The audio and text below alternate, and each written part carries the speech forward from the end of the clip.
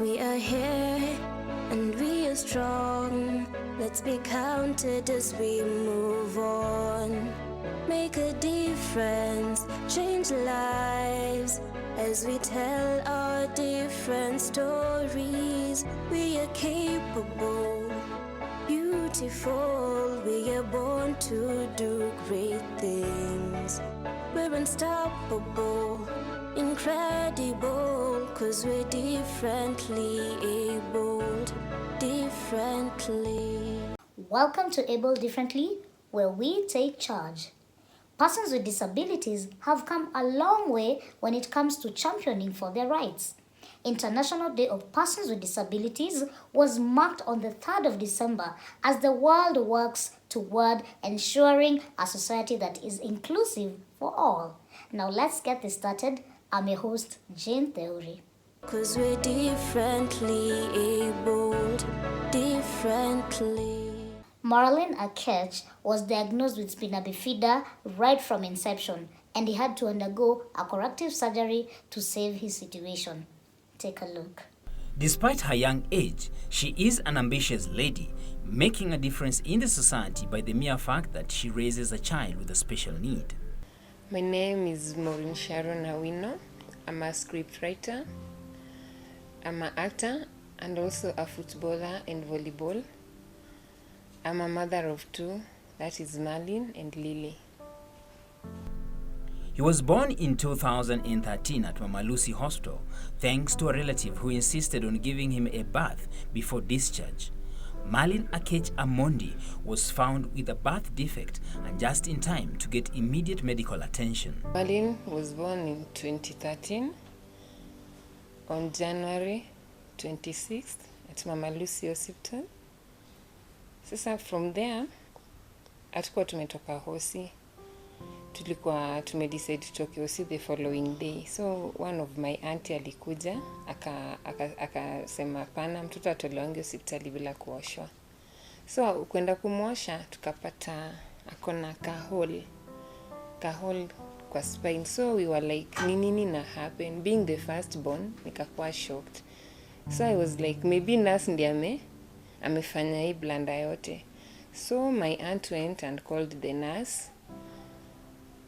After calling the nurse, kila mtu akakuja, nikaitwa in a private room Mama Lucy. Mtoto akakuwa examined, akafanywa test zote, ikapatikana akona open wound. That one is called spina bifida. Spina bifida, also known as split spine, is a birth defect that occurs when a developing baby's spinal cord fails to develop or close properly while in the womb. Okay, after the operation, Merlin tukarudi naye kwa nyumba juu kijabe ukai sana. After 4 days dischargewa, tukarudi kwa nyumba. Alikuwa na breastfeed tu vizuri kama watoto wengine. Yani alikuwa tu as the normal kids do. So kenye nilifanya, nikafanya aanze kutembea haraka. Sikumficha, nilikuwa namintroduce kwa watu. As in, nampeleka daycare. Sikuwa nataka kuandika msichana wa nyumba, nilikuwa nataka akuwe exposed to those kids, ndiye ajue kuongea, of which hakunisumbua na speech, hakuchelewa pia kutembea. But breastfeeding, ali breastfeed for 4 good years. Na nilifanya hivyo juu, nilikuwa nataka as in afeel amekuwa loved sana. So after that ndio tukaanza hiyo process ya shule, akaanza kwenda shule. Alikuwa anaenda normal school, alikuwa anasoma Abrams Primary School, of which iko Kasarani.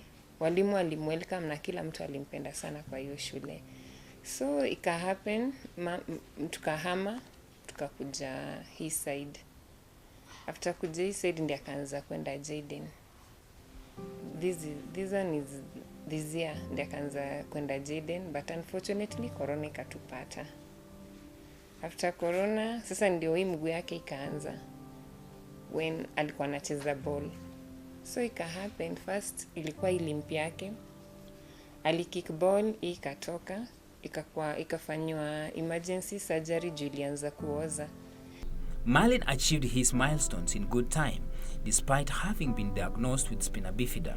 He, however, while playing, injured himself, which ultimately cost him one of his toes. Caught between a rock and a hard place, to say the least, it was one of the toughest nerve-wracking experiences for his mother to consent to the cutting of her son's toe. With the football venye alicheza, I think ikuchukua, according to my knowledge, I think ikuchukua 3 days juu. Unajua mtoto obvious akiumia hizi kakwambia the exact date. So mi ni mguu niliona imefura, nikashindwa nifanyaje. So kwenda kuangalia kupress na ninatoa usa. And I was like, we mbona hujasema? Akaogopa, akaniambia niliogopa kukwambia mama. So nikamwamsha tu asubuhi, tukaenda Mama Lucy. Kufika Mama Lucy, nikaambiwa it's urgent. Hiyo limp lazima itolewe. Isipotolewa ilikuwa inaenda kuaffect hizo zingine. So singeweza kata. Yeah, so ikatolewa. Though it was sad. It was very sad. Sikuamini. Totally sikuamini. Yeah, sikuamini. And I was there looking at it. Juu nilishindwa nifanye. At first nilikimbia. Nikatoka nje. Then kiti kaniuliza nakimbia. Nikarudi. So daktari pia kaniuliza umetuacha mtoto mpaka mtoto anafikiria umemkimbia. Kaambia nimerudi. Sikukuwa na hiyo nguvu juu una imagine nilimpia mtoi ziko 5 then moja inatolewa. It was very sad. Merlin's condition has affected his control of urine and stool, which automatically adds an expense to the already dwindling budget. With spina bifida, unajua hiyo operation ikishafanywa huwa ina affect nerves. Ina affect nerves in a way that mtoto hawezi control. Hawezi control susu, hawezi control pupo. So being that I'm having a sleepless night, nishazoea juu. Kuna staff kuna nini watu unamtolea. Kuna time ikifika, lazima umtolee susu. Then unamwacha amelala vizuri. Yeah, so nishazoea tu, I'm used to it. Though sasa niye namhurumia juu ako on painkillers. Kuna painkillers alipewa, anameza. Na as much as anazimeza, kuna time hata painkillers zitakataa. Juu dawa itakuzoea mpaka we mwenyewe ni tu imekukataa. Yeah. Though I do everything for him, nishazoea. Being that saa zingine naenda job, namwacha na sister yake, but naacha nimepack lunch, nimepack kila kitu. Sister yake anaweza mtake through everything, akiomba maji, akiomba dawa, na kitaka kutoka nje, anamwalk then wanarudi. Presently, Merlin's other foot developed a wound. Based on tests done at Kijabe Hospital, the wound seems to be getting worse, and thus the need for an urgent operation. This 7-year-old is racing against time, but is short of money. Together with his mother, they are appealing to well wishers to help save his leg. Process mguu, hii pia Merlin ako very playful. Na siwezi mfungia kwa nyumba juu he's a kid. Then at this age huwezi fungia mtoto kwa nyumba. As much as is disabled, siwezi mfungia kwa nyumba juu the more anacheza na wenzake, the more ana get strong. The more anacheza na wenzake, the more ana learn more from others. Sasa hatuwezi mfungia. Hii pia akatoka tu as usual, akaenda kacheza.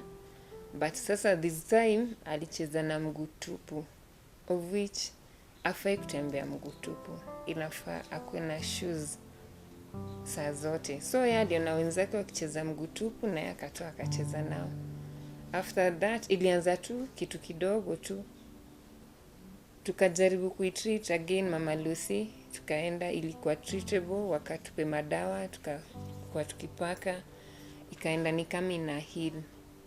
Kumbe ilikuwa inajichimba, ilikuwa inaenda kwa tusako hivi, inajichimba ndani na inajifanya imeheal. So mi wanamfanya dressing peke yangu. I believe that I can do it. Kama nilifanya akiona hiyo hundi ya mgongo, iya hizi nishinda. Juu mgongo ndio ilikuwa more risk na much expensive. So nilibuy tu stuff zote za kumfanya hiyo dressing. So nilikuwa namfanya dressing. Kuna tu siku nikaipress, Okay, nilikuwa nikiona kuna venye hundu kifunga sana, kuna ka white thing inatoka hivi. So I used to cut it with razor. Venye nilikata, niko nimetoa usa mingi sana ikutoa damu. Ikabidi tena ni mrush hosi. After kumrush, huyo doctor kaniambia, your dressing is okay, but hii kitu ni kujichimba, inajichimba. Hapo ndo nikaambiwa itabidi nimrudishe Kijabe, juu au ndo kuna history yake, file history yake vizuri. So nilimrudisha Kijabe wakaitisha the CT scan, wakaitisha MRI na X-ray. X-ray ilifanywa ikapata kaholi imeanza kujieka kwa hizo bones. So wakatuambia we need a plastic surgery, of which inatakikana haraka sana, ndio mguu isikatwe, waifanye tu na hapo kwa hiyo hole iko na waifeel. Yeah, and that's nikawauliza NHIF. Yes, they took NHIF. Wakatuambia NHIF itagharamia 600, then hizo zingine tunaweza lipa, but we can still negotiate. Nilipe the 300, after the 300 balance yenye imebaki naweza lipa polepole. Juu after this leg bado kuna surgery ingine inafaa afanyiwe. He has 2 surgeries. This one is supposed to take place on 10th this month, of which pesa bado hazijapatikana vizuri. So atujui venye kutakuwa, juu ilifaa by this week nisha pay hata some amount, ndio wanibook, of which nikienda hosi hiyo 10th ipate kama hiyo pesa yote, at least niko na hata kama ni nusu. We negotiate with Kijabe, then atibiwe, alafu atoke ndio nianze tena kumtreat. Yeah, when waiting for the other operation. My name is Merlin. I am in Jaden School. I am in grade 2. I wish my leg to be well. Now is the corona. Please God, please make my leg go well. To the well-wishers, na request to kindly mwenye ata feel like ameguswa nisaidie, juu it is emergency. Mguu isipopelekwa operation mapema, it is a plastic surgery, isipopelekwa mapema itakuwa imebidi imekatwa kwa ankle. Najua ni Christmas season, mtu yoyote mwenye amefeel like ameguswa, this one is your season. Tusaidie Merlin, at least hata next year watoto akirudi shule akwe ameput smile on his face, hata anarudi kwa hiyo gate ya Jaden Primary School. The amount of money needed juni operation mbili ni hii. After this one kuna ingine tena tafanyiwa, it is 800,000.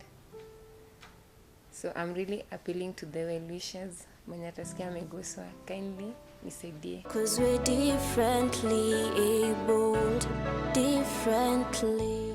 We are taking a short break, but we'll be right back with more. 'Cause we're differently abled, differently. Karibuni tena. If you're just joining in, you are watching Able Differently. The Rotary Club of Nairobi South and Jaipur Foot Trust met with some of their beneficiaries and fitted them with their prosthetic legs.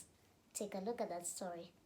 The Jaipur Foot Trust, in conjunction with the Rotary Club Nairobi South, held an event on 27th November to fit limbs to some of their beneficiaries. So today we are here to actually come and fit limbs on Gathoni from Kiambu and Victoria from Embu. So they are being assessed and they will be able to walk again with a limb. So that's what happens here. They come here, they assess them, and then they make a limb. In fact, there's a girl who's already here, Magdalena, who has come to inspire them and to encourage them and to tell them they can be able to walk again and do what it is that you always wanted to do. Hapa nimekuja leo kwa Jaipur. Nilikuwa nimekuja kuangalia kama naweza pata mguu. Na ni rafiki yangu aliniangisia hapa ambaye alikuja huku na akapewa mguu. Sasa yeye huwa anatembea. Kwa leo mimi sikuhudumiwa juu niko na kidoda hii mguu ingine, lakini ikipona nakuja na nipewe. Kwa hivyo nitafurahia na nishukuru Mungu juu nitakuwa nimechijua maisha na niweze kutembea. The Rotary Club has been in existence for over 2 decades and have achieved tremendous successes in most of their projects. This particular project we call the Jaipur Foot Project started some 28 years ago and was inspired by a Rotary Club in India who had this technology to manufacture and fit these artificial limbs at a very, very low cost.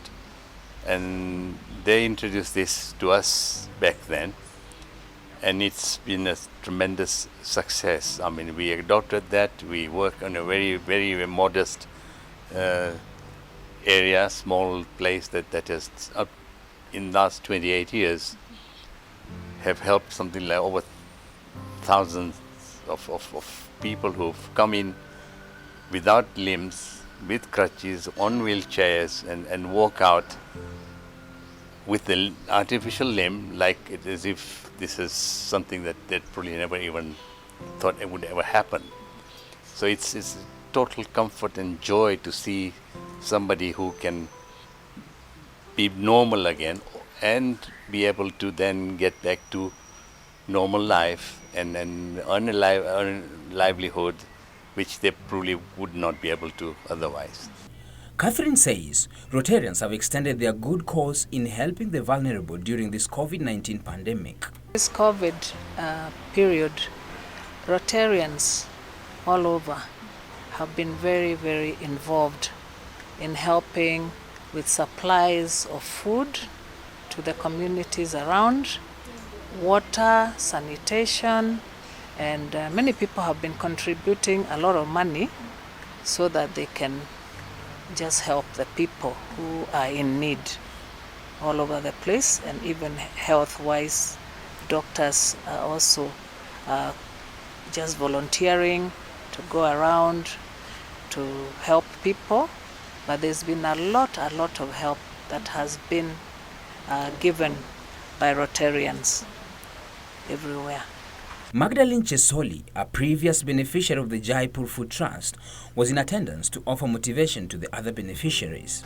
I'm here at the Jaipur offices to motivate, inspire, encourage the new beneficiaries, and just to let them know that a journey of 1,000 miles starts with one step. And I'm here to remind them that at first it will not be easy, but as long as they use it on a daily basis and they accept themselves the way they are, I'm pretty sure they will enjoy the journey. For me personally, I love it. I love it, and I'm grateful to God for what I already have. Due to limited space, the Jaipur Foot Trust can only accommodate a small number of people. Therefore, their plea for support from well-wishers for expansion. We are appealing for people to help, people to come and assist us. And the space is so small. You could see there's hardly any space for people to wait, reception, even the working area is very small. So it would be nice if we were able to extend.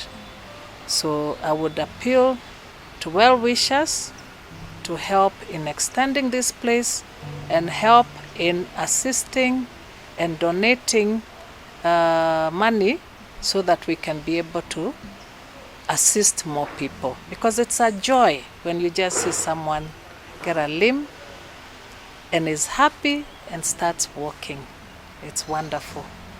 Thanks to the limbs fitted by the Jaipur Foot Trust, the beneficiaries have regained mobility and self-confidence in life. It has not been easy. It's been a work in progress.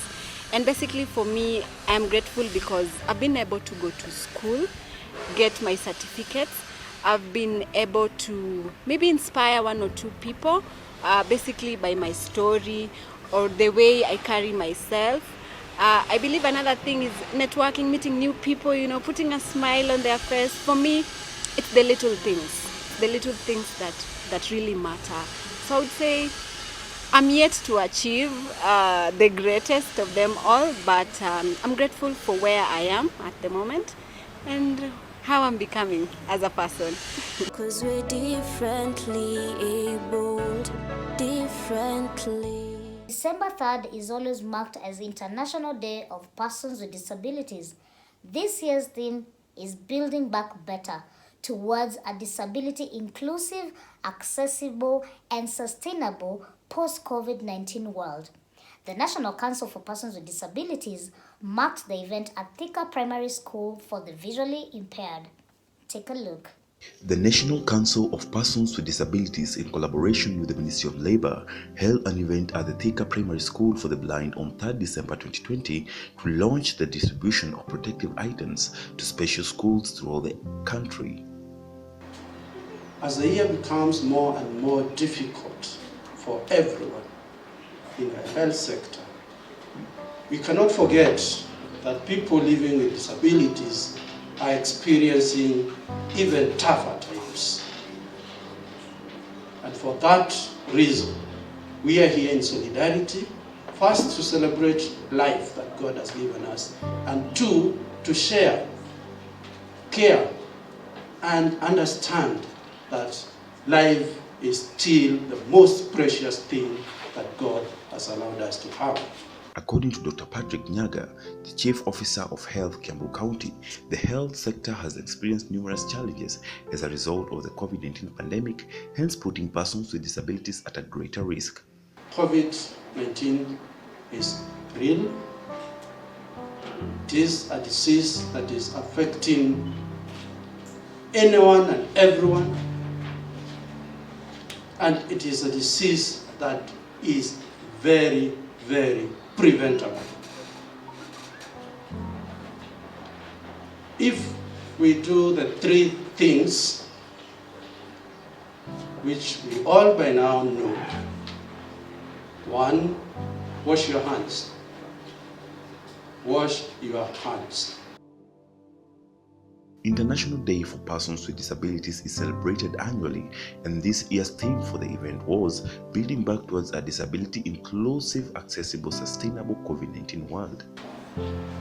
And the ministry is extremely excited that in Kenya we have deliberately focused on the education sector, and we want to celebrate with the boys and girls with disabilities in the 4 identified schools, so that we are able to show our solidarity with those who have been identified. We need to have an inclusive and sustainable COVID-19 pandemic strategy. Therefore, students with disabilities also need to be shielded from the pandemic. The different schools, and especially the learners with disabilities, also need protection, also need to know the message, because we want to live in a world that is safe, and we want to be able to pursue our dreams in an accessible post-COVID-19 world. So on behalf of that community, I want to thank the organizers of today's day for having deliberated and decided that today is going to be observed within the education sector. Presiding over the function, the Administration Director, Ministry of Labour and Social Protection, said the Kenyan government is geared towards fighting for the rights of persons with disabilities, especially in matters education. I work with the Department of Social Development, and the main mandate of the department is empowering people, communities, and individuals so that they can participate in socio-economic activities that improve livelihoods. is a big whatever, but we are saying our focus is people, and especially vulnerable people. Our business is to try and empower them so that they themselves can do to help themselves. The launched items are to be distributed to all the counties in Kenya with a target of 6 special schools in each county. The council supported 21 institutions countrywide. Current financial year, 12 learning institutions will be supported. In supporting persons with disability engaged in business, the council supported 22 businesses owned by persons with disability with LPO financing. The service government tenders, in short, have access to government procurement opportunity. 50 business will be supported during the financial year. Further, in the last financial year, 351 persons with disability were provided with tools of trade. And here, tools of trade we provide as council so that we can enable our persons with disability to do their own business. At least they can have a startup. This financial year, we are supporting 257 persons with disability across the country. The council also dispersed cash transfer in collaboration with our ministry, parent ministry, to 37,032 households under the Inua Jamii cash transfer program.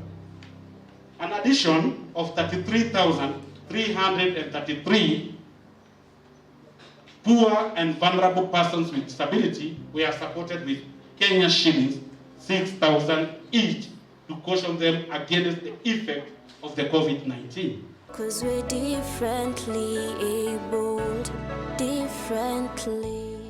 Let's take a look at the UN Convention on the Rights of Persons with Disabilities. Article 6 of the UN Convention states that state parties recognize that women and girls with disabilities are subject to multiple discrimination, and in this regard shall take measures to ensure the full and equal enjoyment by them of all human rights and fundamental freedoms. At present, we're working so hard to ensure that the society at large provides an inclusive environment that is free from discrimination against persons with disability, because this is the only way that there'll be a barrier-free society that enables persons who are able differently to thrive just like any other human being. That's it for the day, but be sure to keep it KBC Channel 1. I've been your host, Jane Theory. Goodbye.